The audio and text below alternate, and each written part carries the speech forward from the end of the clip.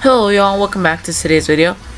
In today's video, we're essentially doing the opposite or the flip side of a previous video that I made, which was named, What If the Republicans Were Being Underestimated in the Midterm Elections Come This November? And essentially this video, as you see by the title on your screen, is what if the Democrats are being overplayed and overestimated in November due to them having an unpopular president and due to them being expected, due to history, proven by history and by polls, to be expected to win. But the first or most of the reasons are going to be the same as my past video, just with a few, and go check out that video, by the way, if you haven't seen it. But essentially, just the first clear reason you can see is the states that they have to play in. They have to play in all toss-up states. They have to play in all toss-up states were essentially carried by Donald Trump, except Nevada. So again, you give every state to the Republicans that was carried by Donald Trump, and they get 59. Again, that is unlikely. That'd be a net gain of 8. Of course, they would love that. Actually, it's a net gain of 7. But of course, they would love that, but that is unlikely to be the case. If you give them states that Donald Trump carried by 10 plus points and give the Democrats the rest, they still end up with less. They end up with less states, but they still end up with a clear, solid majority. A net gain of 4. Again, unlikely, but pretty possible. And again, most of these states were pretty reliably for the president. Again, Montana voted for Donald Trump by about 20 points. North Dakota 30. Again, I could go on and on and on.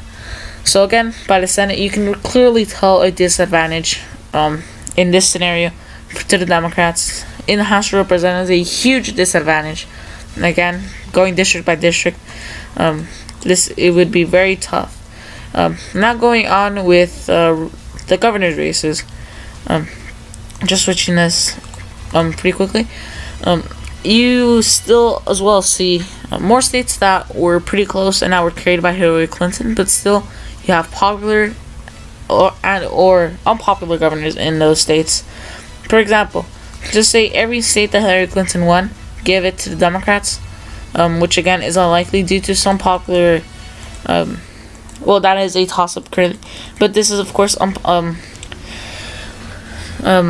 unlikely due to for example, in Maryland, Larry Hogan being pretty popular, New Hampshire, Chris Sununu being pretty popular, Maine, President Trump did actually carry one of their electoral votes.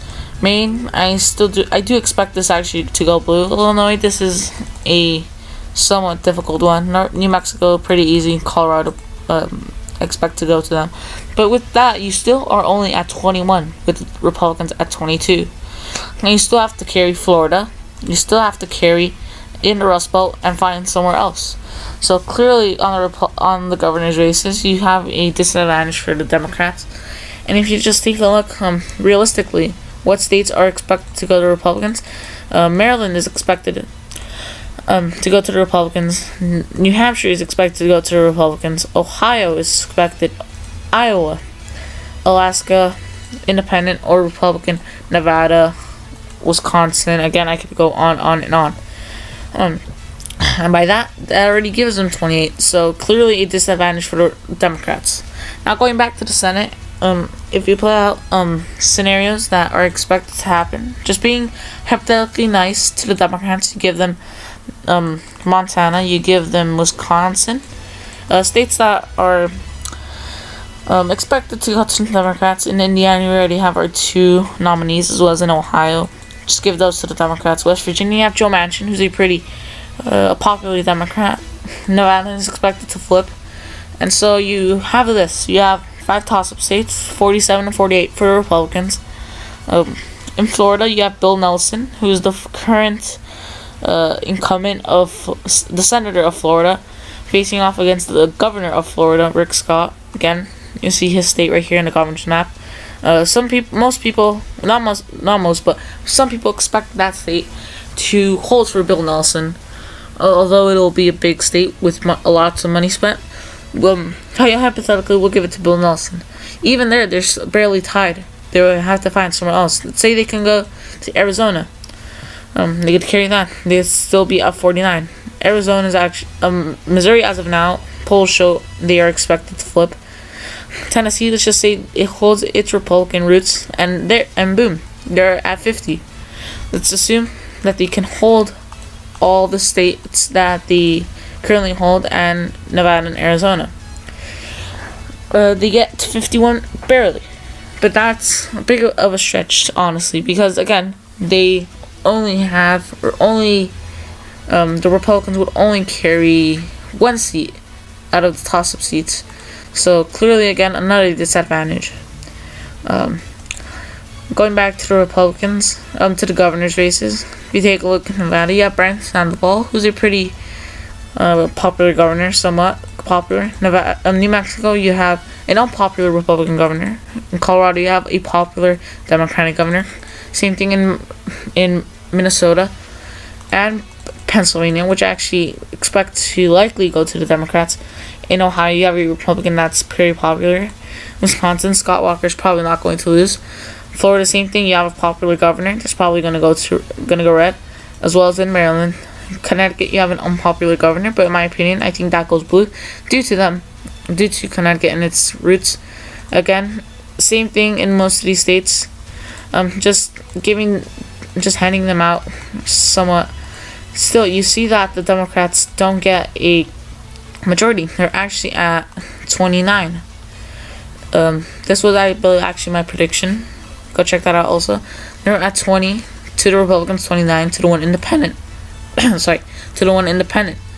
And just finally, leaving off with this note, if you take a look here, they've been actually doing pretty bad in polling in the recent months. As you see, the highest point that they were was about in December, November, in that area where they were up by about 13 points. If you look into present day, today, May 24, they're only up by 5 points actually, compared to 13 points. That's a big down. And there's actually one poll that actually shows Republicans ahead. I don't know if that is a reliable. I believe it's actually made by routers, so that could be a bit reliable.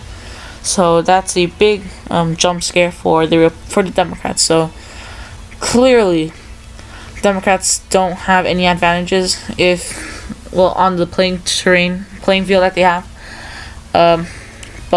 And he could easily be over expected or being overplayed than what they actually can do.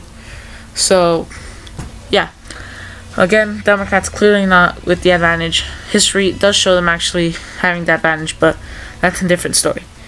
I hope you did enjoy this video, and I hope you do leave a like, comment down any suggestions, and consider subscribing. Go check out my past videos, and I hope I'll see you in the next one. Poro out.